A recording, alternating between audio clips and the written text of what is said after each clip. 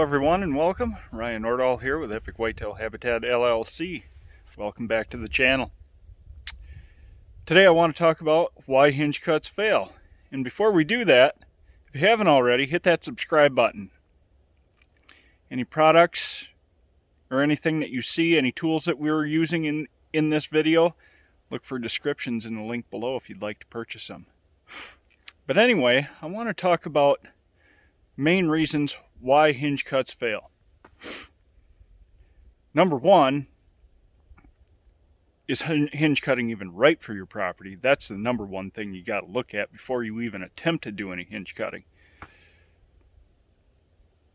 But one of the biggest things that I see a lot of guys where they fail is they go about hinge cutting without any tools, without a habitat hook, without any wedges and a hammer, because they're taking the hinge cuts, they're taking the hinge and they're cutting way too far into that tree, and when it tips, it's peeled over.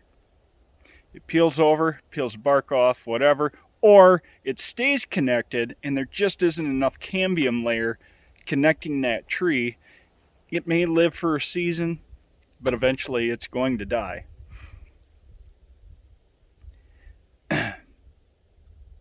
Number two, I would have to say, is you're not opening up enough canopy. You have to drop larger trees first. Now, if there's a significant amount of large trees on your property, consider logging. Please consider logging.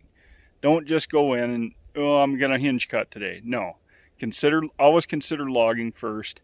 But if it's not an option for you, be dropping those bigger trees first. Especially if it's popple.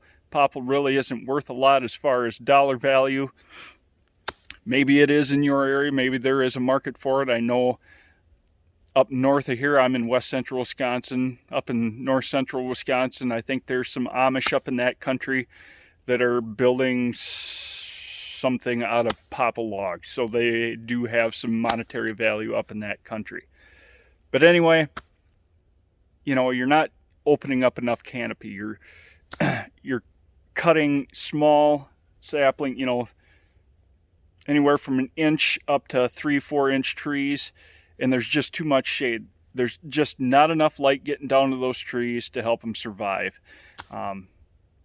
That's one of the things I see too. Just so many reasons, and being too thick. Guys will go in, they'll hinge cut just about everything. It looks more like a giant tornado zone more than anything. And deer can't pass underneath, they can't pass through, around, they just can't get in it at all, and it's just way too thick. And I think probably the last reason hinge cuttings fail is because guys fail to go in and maintain them.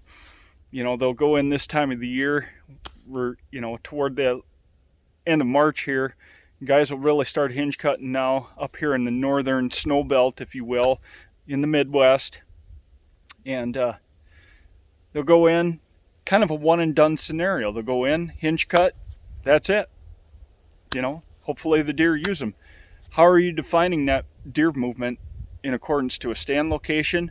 Are you going back in? Are you clearing trails so deer can move through it freely? Are you defining that movement to a specific stand location? Going in, cutting those trails, maybe you're even seeding some trails, whatever your case may be, whatever your habitat plan calls for. It works in certain cases. I don't recommend seeding a travel corridor to every client that I go to.